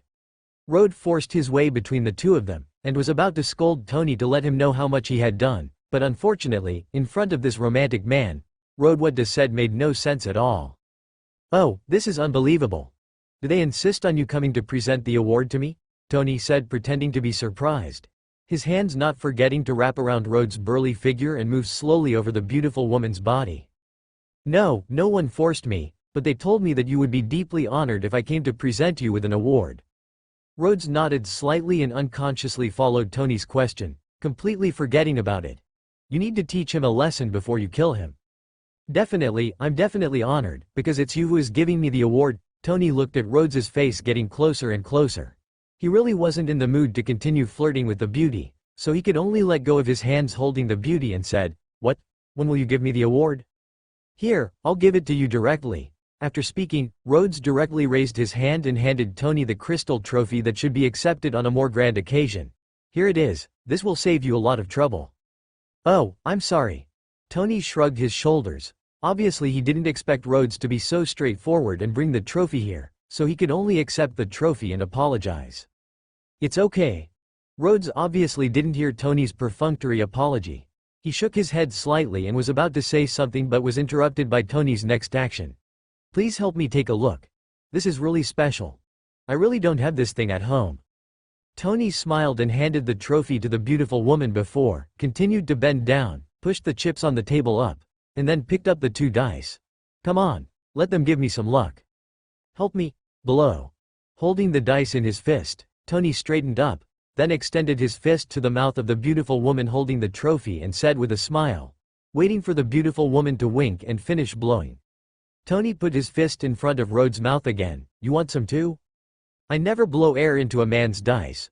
Rhodes felt that he had been tricked, so naturally he looked at Tony angrily and said with great dissatisfaction, "Oh, come on, honey." It was as if Tony couldn't see Rhodes' dissatisfaction. He insisted on handing the dice to Rhodes' mouth, but before he finished speaking, Rhodes was a little angry with the dice in his hand. The shot fell down. That's it, the dice thrown by the army colonel. Tony didn't care about this. When he saw the dice falling on the gaming table, he immediately shouted to the audience. However, when the dice came to a stop, his expression dropped, and he turned out to be quite shameless. Throw it away in vain, this is the point. It's not too bad. Seeing this result, Rhodes could only shrug. Do you still want to continue playing? Oh, okay, gentlemen and ladies. I wish you a good time. Looking at Rod's face, Tony knew that there was no more fun to play next, so he turned around, raised his hands and said loudly. Then he picked up 2 large denomination chips from the table, stuffed them into the chests of the 2 girls standing aside, then took the trophy and left the gaming table with Rhodes. "Tony, I'm leaving first." After successfully pulling Tony away, Rhodes glanced at his watch and said he was leaving.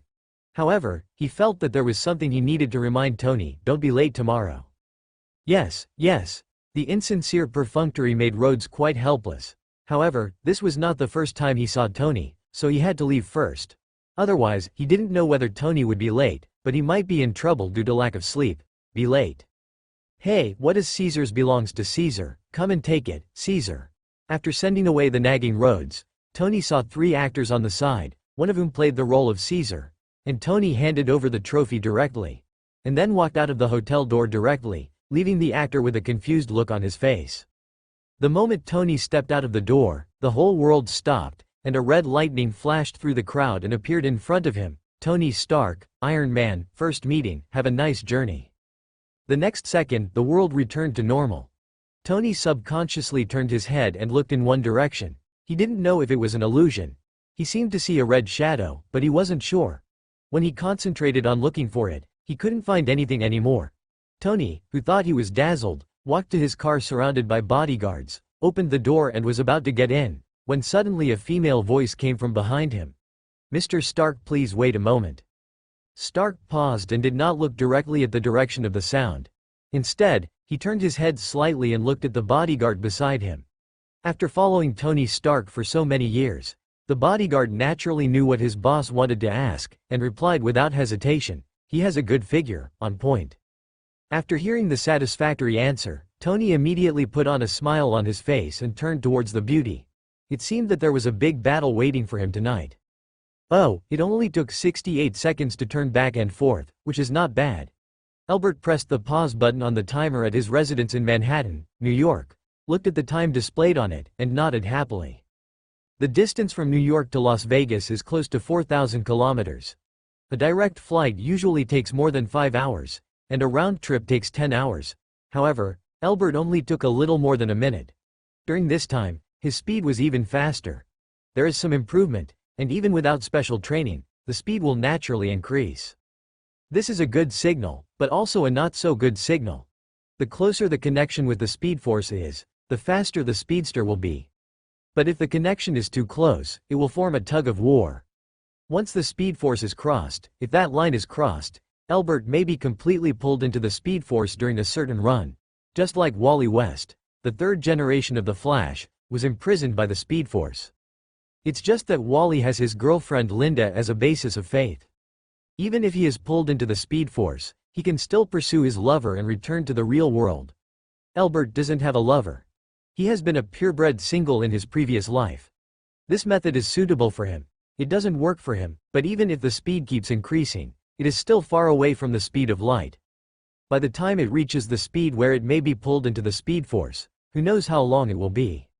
While watching the award ceremony, Albert suddenly had the idea to meet Tony Stark in advance to see what the future superhero looked like before he became a hero, and at the same time, he also tested his long-distance running status. In the end, Tony Stark saw it, and he didn't feel good about it. Now Tony is an arrogant bastard who doesn't care about anything except his own happiness. At that time, Albert almost punched him in the face, but thinking that in that state, Tony might turn into meat paste with one punch, he stopped thinking about it. Oh, it would have been great to just hit it right then. Thinking of Tony Stark's face, Albert's eyes had an abnormal red light. Imagining the feeling of a punch hitting it, and even subconsciously swung a punch, Zitsa. At the moment when the punch hit, the calm speed force jumped violently, and a red arc flashed around the arm. No, what happened just now? Even if I see Tony Stark unhappy, I won't have the intention to kill him at this time. The sudden reaction of the speed force made Albert suddenly wake up as if he was coming back to his senses, and then he felt an obvious sense of disgust. It rose from the bottom of his heart, but this disgust was not his, it belonged to the speed force. It's the speed force. The speed force hates Tony Stark and even wants to kill him. Why? Although the speed force has no personality, it is not a completely unconscious dead thing. It is theoretically not unreasonable for it to produce emotions. It's possible, but why the speed force would have murderous intent on Tony Stark is something Albert couldn't figure out. And the most important thing is that Albert left Las Vegas directly, and only felt the obvious murderous intention after returning to New York. If the speed force really wanted to kill Tony Stark, the moment Albert saw him, he was already dead. In that case, if the speed force suddenly went berserk, not even Albert could save Tony Stark, but nothing happened. The speed force doesn't really want to kill Tony Stark? Albert made a certain guess, but considering that the clear feeling of disgust does not seem to be fake, and the speed force has no personality, it is just a subconscious, and it is impossible to express it. It was such a difficult act to cheat, so Albert quickly determined another possibility. There is something suppressing the speed force. This suppression only ended after I left Tony Stark far enough, so I felt to this belated murderous intention. This is one of the most likely scenarios, but what can suppress the speed force? Albert took a breath when he thought of this. Feeling a little chilled all over his body, it seems that there is really no free lunch in this world. There is no love without reason, and there is no hatred without reason. Albert tried his best to avoid thinking about the source of the speed force and why he chose himself. He was afraid that if he figured it out, he would lose it and become an ordinary person again. Albert really couldn't accept that he had such extraordinary power and then allowed him to be an ordinary office worker. Now Albert still doesn't know the answer to the question, but the price of gaining power has been laid before him. The Speed Force wants to kill Tony Stark, and maybe it has more than just Tony Stark as its target. How should it execute its idea? Naturally, it was Albert, the chosen one, who performed it. To kill or not? This is a big problem. If it were a normal Tony Stark, even if he became Iron Man, Albert would not hesitate and choose to follow the will of the Speed Force.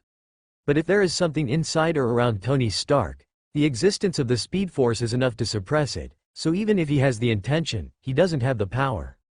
Lying on the bed a little irritably, Albert tried to communicate with the Speed Force. Maybe Tony Stark was no longer around, and the emotion of the Speed Force came and went quickly. After a while, it returned to normal. Albert followed the familiar feeling and regained consciousness. Once he came to the ocean of Speed Force. He looked at the familiar stone door not far away, and he was stunned for the next moment. He didn't know when it started, but the white light that had been shrouded before had disappeared, and now there was no obstacle between the stone door and Albert. Is it because of Tony Stark? Albert guessed with a trembling consciousness, and then approached the stone door without any hesitation. Now that he was tied to the Speed Force, if he wanted to solve the dilemma, he could only take a closer look at it. Maybe this door could tell him something he didn't know.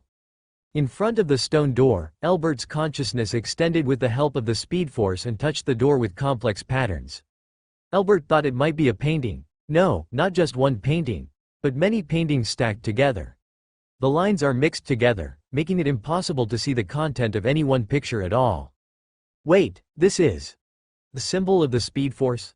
Fumbling along the lines on the stone door, Albert returned to the one he saw at the beginning, with a small piece missing. This time, there was no white light to block it, and he was in a mess. Among the lines, he found a lightning-like symbol, which made him easily think that maybe it was this gap representing the Speed Force that gave him strength. Since the Speed Force logo occupies a corner, does that mean there are other similar logos? Unlike the interlacing of lines, the special mark was obviously deeper and difficult to be completely covered.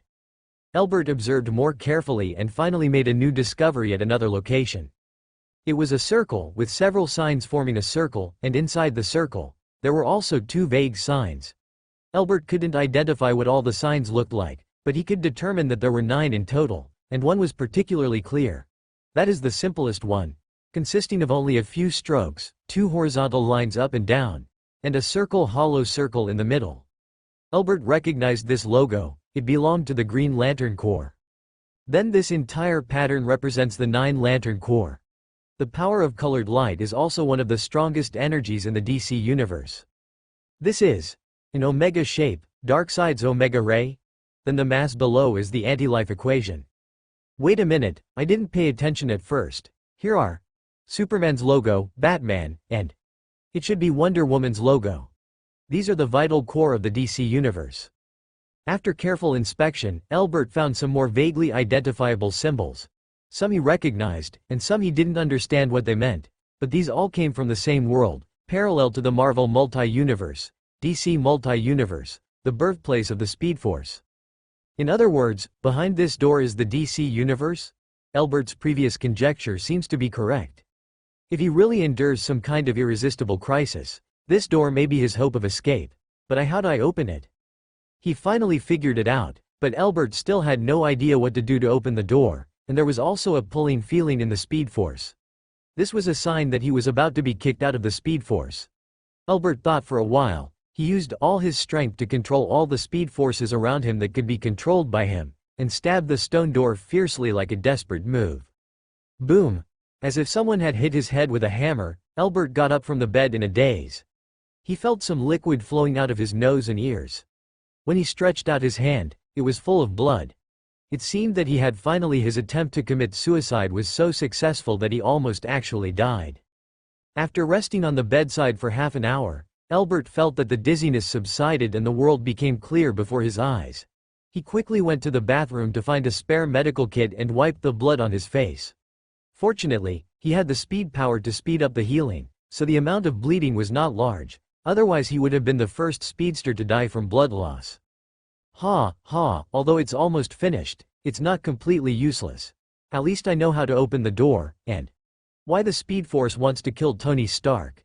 After finishing everything, Albert tried his best to calm down, and with his heart still beating at a high speed, the collision between the Speed Force and the stone door allowed Albert to successfully obtain some information, and many problems were solved.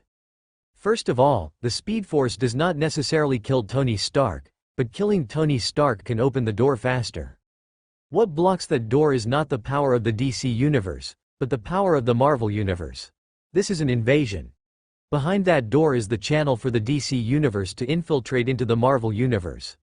That's why the door shows the various parts of the DC Universe, a different kind of supreme power. When that door appeared in the Marvel Universe, the instinct to resist invasion caused the universe to block that door. However, now that the door has appeared, the blockade may not completely prevent the invasion of the power behind the door. As time went by, the power behind the door gradually became familiar with the rules of the Marvel Universe, so one day, the Speed Force, as a representative of extreme speed, peeled off a small part from the door as a carrier, and entered this universe in this way. Constantly drifting, it finally fell to the earth, and was acquired by Albert's predecessor. If Albert had not traveled through time, then his predecessor would probably have been selected by the Speed Force one day, and then become a glorious young man, helping to open that door. If he failed, then he would have gone down in history as a villain. Definitely, Albert's situation is not much different now. The door is still closed after all, and the power behind it will not be able to enter the Marvel Universe in large numbers. The penetration of the Speed Force into this world is already the limit, so if you want to open the door, you need to taking place within the Marvel Universe. And how to do it specifically? It's very simple, just destroy the power support of the Marvel Universe.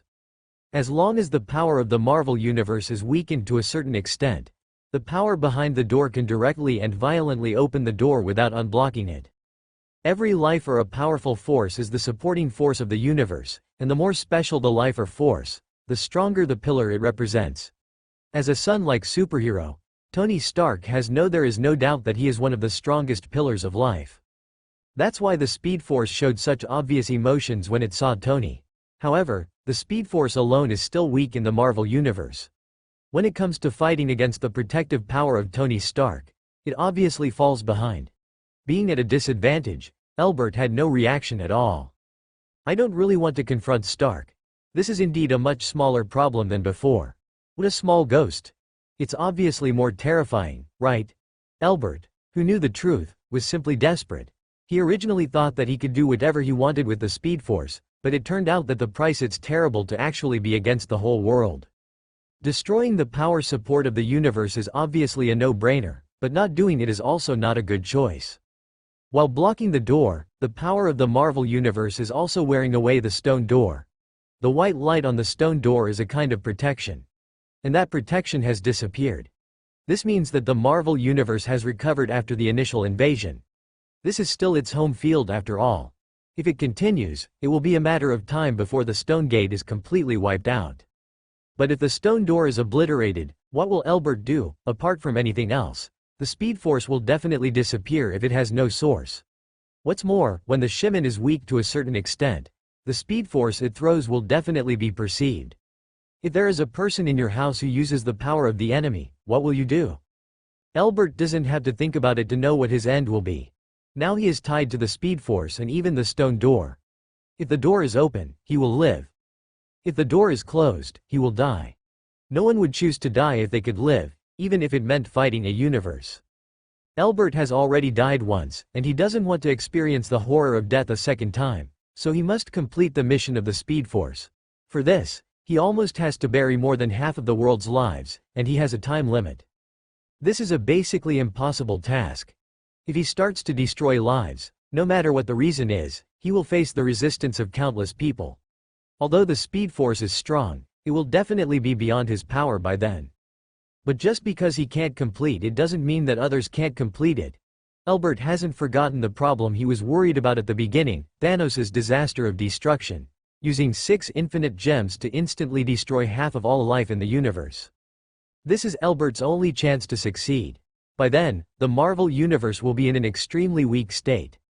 As long as he can survive to the end and destroy the 6 infinite gems, Stonegate will surely come with the power of the world. But this still leaves one question unsolved. How can Albert win the bet, with a 50% chance of survival? Currently, there are 2 ways. The first one is what Albert was worried about before. He was imprisoned by the Speed Force because he was too close to the Speed Force. As a thing from another universe, the Speed Force is not within the control of the infinite gems. As long as it is in the divine Speed Force C, Albert doesn't have to think about whether he will be wiped out. But once he is imprisoned by the Speed Force, it will be difficult for Albert to figure it out. Over time, he may annihilate his physical consciousness and completely become a puppet of the Speed Force, so there is no need to consider it until there is a solution to this problem. The second way is to replace Thanos to carry out the mission of destruction. That way he will definitely be fine, and there is no need to wait for Thanos to complete the mission before grabbing the Infinity Gauntlet from his hands. This method solves the future troubles, and at the same time in Blue Star Albert has almost no natural enemies. Currently, there are 3 infinite gems, Tesseract, TIE Particles, and Eye of Agamotto, on Earth, and it is basically possible for Albert to get them. The other 3 that are not on the Blue Star are easy to deal with. As long as Albert keeps at least one of them and lets Thanos find the other 5 as planned, it is not impossible for him to make a profit by then. The only question is whether he can just win Thanos. Compared with the first method, which is not practical, the second one is more feasible. At the same time, Albert also has a direction to work towards. It is enough to make himself stronger than Thanos when facing him. Very good, the problem has been solved. Now it's up to me whether I can survive. With a strong lift of his waist, Albert jumped up from the bed. Everything was back to the starting point. He wanted to become stronger and become strong enough. Strong, just to survive. The improvement of the Speed Force also had a new answer after Albert attacked Shimon. He did not need special training, he just needed to stay active. As mentioned before, Albert's Speed Force has been growing in the past few months even if he has done nothing. The reason is that, compared to a virus implanted in the DC universe, as long as he still exists and continues to move, he will have a certain impact on the universe, even if this impact is originally negligible for the universe. But this subtle change will cause an equal amount of the Speed Force to be added to Albert, which is the reason for the increase. The greater the changes caused by Albert, the more the Speed Force would flow into his body. If he had really killed an important figure like Tony Stark at that time, the moment of turmoil would have been enough to cause Albert's speed to skyrocket from 300 times the speed of sound to the speed of light, about 880,000 times the speed of sound, or even more. Replacement, change, destruction. Any behavior that causes turmoil will allow more power of the DC universe to penetrate into the world, and Albert will become stronger and stronger. It seems that my previous arrangement was not right. Rubbing his chin with a slight beard, Albert thought with a smile that replacing Norman in controlling Osborn Industry was only the first step. Next, Albert would have to make preparations and intervene in other important events. In such a world, perhaps every hero must become a hero. But the road is walked by people, and the journey to the end may be smooth sailing, or it may be full of thorns and ups and downs. Blows can make people get up, but they can also depress them. Since they can't be killed, Albert will become every obstacle on their way, and will also clear away some unnecessary obstacles for them, so that every coincidence return to the ordinary, and extend the time for their growth as much as possible. Which one is better, to be respected or to be feared? I want to say, can't you do both at the same time? Please allow me to introduce the weapon born for this. Stark Industries' trump card product. The first anti-gravity missile ejection. The system integrates the rapid counterattack technology developed by ourselves. Some people say that the best weapon does not need to be fired. I disagree. I think the best weapon only needs to be fired once. This is the approach of my father and all Americans, and it's been effective so far. As long as you find an excuse to launch such a missile once, I guarantee you that the bad guys will definitely hide in the cave and dare not come out. After saying that, Tony Stark ticked the missile rack on the side finger, indicating to the operator to press the button. Then I saw the missile system quickly start to move, slowly rising amidst the sound of mechanical operation, and slowly facing the hills in the distance. After about 2 seconds, a roar suddenly erupted, and the missile quickly rushed into the sky dragging its tail flame. Then the shell of the missile exploded in the air, revealing the appearance inside. More small missiles scattered from it. After a very short period of calibration, they flew out from the erection device carrying them, streaking across the tails of Mars, crashing into the undulating hills. For your reference, Jellicoe missile. After the words fell, the missile hit the mound on the ground, making a roar like thunder. A burst of fire burst into the sky in the distance, and there was a black smoke that covered the sky, and then a burst of the airflow carried the dust and hit them, blowing away the hats on everyone's heads. It even knocked Tony Stark, who was standing a few meters closer, to the point where he had to take 2 steps forward to offset the shockwave. Even though the specific power had not been measured on sight, the shock of watching it from a distance was already obvious. Due to Jellicoe's unparalleled lethality and effective attack range, few things in the world today can survive as long as they're within coverage. Awesome! Seeing the power of the missile, the officers around them showed a hint of joy and shock, and clapped their hands vigorously. For every $500 million in business, a box of wine will be given away. Cheers to peace. Tony Stark walked to the frozen box with a definitely look on his face, took out a glass of wine that had already been chilled, and went to his own table. Walking in the direction of the armored vehicle, he believed that everyone present would try their best to persuade the Ministry of National Defense to place a sufficient order for Stark Industries. Tony Stark took out his cell phone from his pocket, and after he connected it, he saw Obadiah shirtless, lying on his side on the bed. "Obi, what are you doing? I can't sleep without knowing your results. How is the situation?" Obadiah put one hand on the quilt and held a small communicator, ready to press it at any time. "Very good, it's as lively as Christmas here." Nodding, Tony Stark said lukewarmly. He still didn't have any dislike for Obadiah, and even had some respect. After all, he was the one who helped Stark Industries survive. He had gone through the difficult period after Howard's unfortunate death, but he was too boring and always wanted to work in the laboratory. "Hey, there's something waiting for you, kid. Let's see you tomorrow." Obadiah heard Tony's answer, pressed the communicator in his hand without hesitation, and said meaningfully. Nodding his head noncommittally, Tony Stark hung up the video call and got into the armored vehicle without thinking about it. "Hey, Tony." The soldier next to the car, when the door was closed, Rod, wearing a hat, ran over from behind and shouted. "This is my happy Jeep, your boring Jeep is in the back." Tony put his hands on the window to block Rhodes, pointed to the back and said, seeing this, Rhodes had no choice but to walk to the car behind. He always does this. "Hey, what's that?" Tony Stark looked at Rhodes leaving with a smile, and was about to look back when he inadvertently saw a red afterimage, which made him feel familiar, as if he had been there before. "I had seen the same thing before, so I subconsciously asked the soldier on the side." "What?" The soldier in question looked confused in the direction Tony pointed, but saw nothing. "Mr. Stark, there is nothing there, and there can't be anything there. We have ensured the absolute safety here before." "Safety. Okay, let's go." Tony Stark suddenly felt uneasy in his heart. Even the heavily armed soldiers could not dispel this haze, so he urged the soldiers to get on the road as soon as possible. He didn't want to stay here anymore. The soldier naturally had no objection to this. The soldier in charge of driving rushed out as soon as he stepped on the accelerator, and the long convoy began to move forward. "He can actually see me. It's really a big trouble."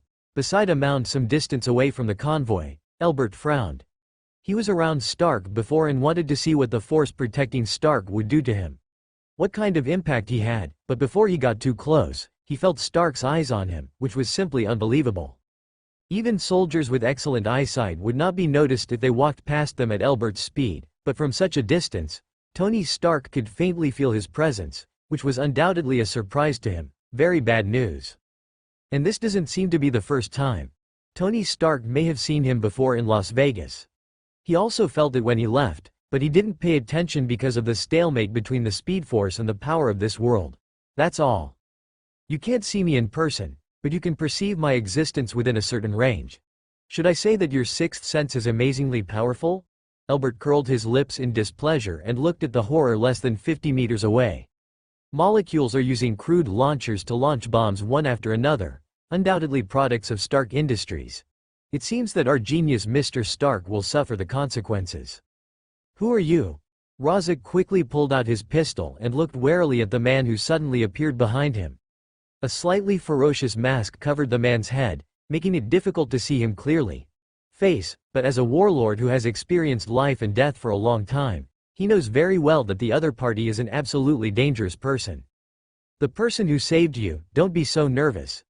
Elbert ignored the modified pistol in Raza's hand that could blow someone's head off at any time, and approached the warlord leader with a murderous look on his face very leisurely, out of sight of Raza. At such a speed, he had already ejected the bullets from the opponent's magazine. And you are holding a gun without bullets, so I don't feel threatened. What? Raza was stunned subconsciously, and then years of experience in holding a gun made him instantly judge that Elbert was right, and the gun in his hand became lighter. When you want to shoot in the future, don't forget to put them back. Elbert threw the silver-white special bullets on the table, sat in Raza's position, propped up his chin with both hands, and looked at the livid face. Raza. How did you do it? Who asked you to come? We can talk. Raza was sure that before he drew the gun and pointed it at Elbert, there was absolutely no problem with the bullet. This situation was beyond him. Imagination, so he didn't immediately shout to attract the guards outside, but wanted to see what Elbert wanted to do. Since there was no action at the beginning, it meant that there was room for negotiation. Unlike other thugs, Raza did not hate violence, but if communication could solve the problem, then use voice to decide the outcome. We can definitely talk. My request is submission, kneeling, or death. Choose one. Elbert picked up a grenade from the table, turned it around and saw the logo on it, Stark Industries. Haha, Obadiah really sells everything from big file sizes to small ones. You want me to listen to you? This is not a good choice. Raza looked at Elbert with a lunatic look. He had to admit that this guy dared to come to his base alone. He did have some ability, but he is just not clear-headed. I don't know how you did it just now, but this is my territory. As long as I give the order, dozens of fully armed soldiers will rush in and kill you at any time. Are you still here? Can you unload all the bullets? Your people? Do you want to meet yours? Elbert's face under the mask showed a playful smile. Before Raza could say anything, a crimson lightning carried him to the outside of the tent and looked in front of him. With the corpses piled up in a pile, Raza's pupils suddenly dilated, and inexplicable fear spread in his heart. Bend your knees or die, I'm waiting for your choice. After lightly patting Raza on the shoulder, Elbert walked to the pile of corpses and picked up a handful of dropped microflash. Oh, it's from Stark Industries again. Products. If the American military captures this place and discovers these equipment, will it be thought that these terrorists are raised by Stark? I submit. Faced with a power beyond human beings, people always give in easily, even if he is a complete villain. What happened today completely exceeded Raza's cognition. Could it be that Elbert is a member of the America's military? A secretly trained Superman? Just like the Captain of the United States back then? No, the Captain of the United States is not so scary. He is at best a powerful human being, but this? Raza doesn't know what to call Elbert. This mysterious man in front of him easily took away his own in the entire camp. He swore that only a few minutes had passed since he walked into the tent and saw Elbert. In such a short time, only God could do such a thing, definitely, or maybe the devil. Raza didn't dare to decide whether Elbert was a god or a devil. Looking at his men waking up one by one, he knew that if he made the slightest move, he would turn into a real corpse the next moment. Boss, what should I call you? Raza stepped into the role quickly, letting his confused men return to their posts after waking up, and then stood respectfully in front of Elbert, completely unable to tell that he had drawn his gun before, threatening Elbert's ferocity. You are very smart. I like that. Call me Speed. It's very appropriate, isn't it? Is Raza smart? He is not too smart. I can only say that he is not stupid. Anyway, he has survived until now, but he can't understand the situation very well. Compared with Obadi, he is just a little ant. If you want to kill him, it's so simple. But Raza not only dared to seek skin from the tiger, but even tried to blackmail the tiger. Should it be said that the benefits were too great, or that he could not withstand the temptation? Okay, Mr. Speed, what do you need me to do? You caught Tony Stark? Yes, I have a deal with Mr. Obadiah of Stark Industries. He hired me to kill Stark. After saying that, Raza was afraid that Elbert was coming to save Stark, so he quickly added, But don't worry, Stark, if he's still alive. I'm not that stupid to kill him directly. Stark is a gold brick that can make me a new powerful weapon, the new Jellicoe missile. Have you seen it? I have seen it. It is indeed a good weapon. In fact, I followed the convoy from the test site. Your people are very good at covering up traces. As a conventional weapon, the Jellicoe missile is indeed good, but it is different from various compared with black technology. It can't even be ranked. Take me to Stark. Yes, you come with me. Hearing Elbert say that he came with the convoy, Raza instantly wanted to strangle the bastard who led the team to attack Stark. Not only did he almost blow up Stark, the gold mine, but he brought back such a evil star, and now the leader of a liberal warlord immediately became someone else's younger brother.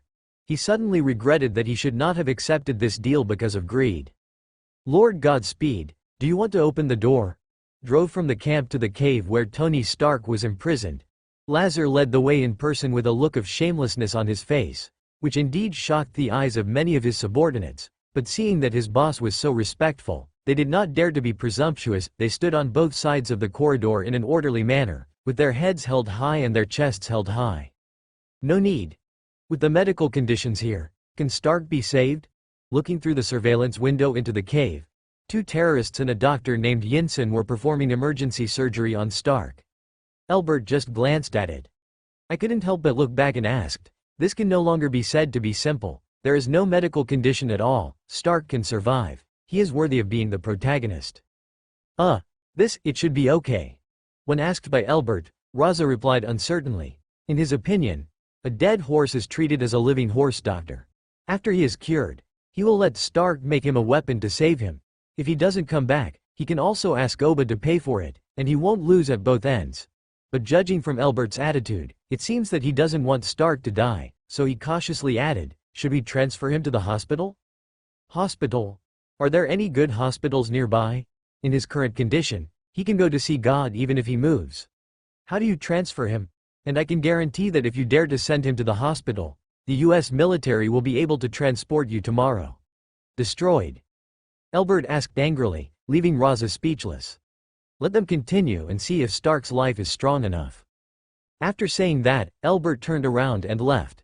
To be honest, when Raza suggested transferring Stark, his heart did move. This was an opportunity to kill him directly, but when he thought of the power that could suppress even the Speed Force, Elbert felt a stomachache. He could kill Stark at any time now, but who knew what the consequences would be?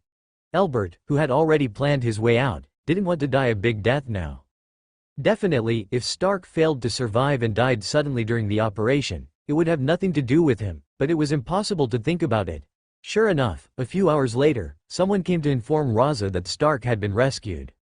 Raza stood up and looked at Elbert, seeking instructions from him. In just a few hours, after witnessing Elbert's extraordinary power, the fierce warlord had become completely accustomed to his role as his younger brother. Contact Obadiah and tell him that Tony Stark is in your hands. If you want his life, you have to pay more. Elbert pointed to the computer Raza used for communication and motioned for him to talk to Obadiah. But sir, I have offered a very high figure before. If I continue to increase the price, Obadiah may not agree. Raza said with some hesitation. He had blackmailed Obadiah once before. If he does it again, he won't agree. Determine whether Obadiah will agree. It doesn't matter, just contact him and remember the video. Elbert said nonchalantly, and don't underestimate Obadiah's determination and his wealth. Would you call a high price maybe nothing more than that in his eyes? Yes, I will contact you now. Hearing what Elbert said, Raza stopped hesitating and opened the computer's recording program first, then entered a special address. Soon Obadiah appeared on the screen. Raza turned around subconsciously, wanting to ask what Elbert said next, but when she turned around, she realized that Elbert had disappeared. Lazar, how is things going? I hope I can hear the good news, Obadiah said with a smile on his face. He had already received the news of Tony's disappearance. In his opinion, Raza contacted him probably for the sake of the bounty, and thinking of Raza's previous blackmail, Obadiah was thinking, how can he send this fool to see God so that he can have clear thoughts? Definitely, Tony Stark is in my hands now. In order to get Obadiah to pay, Raza asked his men to take a photo of Stark, and now he showed it to Obadiah across the screen. He's quiet now. Oh, is he dead? After staring at the photo for 2 seconds, Obadiah confirmed that there was nothing wrong and asked in a happier mood. No, not yet. He just took a nap. People always need to rest, right? Although Elbert is no longer here, Lazar doesn't dare to make the slightest move. Who knows when he will appear behind you, so he followed Elbert's orders honestly. Why don't you do it? If you kill him, you can get the money. I think you have never seen so much money in the warlord business until now. Obadiah's eyes turned cold, and things were a little bit unexpectedly, but beyond his reach, he still couldn't contain Raza. It's definitely because of the money. You're right. I've never seen so much money, so I want more, double the price, or I'll put Stark back, Obadiah said with some contempt. Raza was very unhappy with the tone, so he carried out Elbert's instructions without hesitation and looked at Obadiah with a threatening face. You are looking for death. Do you want to take a bet? Will you let Tony go first, or will my men kill you first? Obadiah's eyes were filled with fierceness. He had had enough of this little bastard opposite him. Greed, and this time he has hit the bottom line. Stark must die. Then you can try. The US military base is right next to me. The worst is to break up. Raza was not afraid of the threat of Obadiah, not to mention that he was originally a fierce thug, but now he has a transcendent person like Elbert to do it. Backer, a mere Obadiah is nothing. Prepare a new account. I hope to see Tony's body tomorrow. Obadiah closed the communication and punched the mirror in front of him hard. Pieces flew everywhere, but he quickly dialed the number. Got another number. Hey, boss, what are your orders? Get rid of Raza for me, at all costs, Obadiah ordered. Although this was not very safe and might lead to some problems being discovered, he couldn't bear it anymore, and Raza's behavior made him uneasy. He couldn't determine whether Raza would really kill Stark. He had to let his own people do it to ensure that Tony would never come back.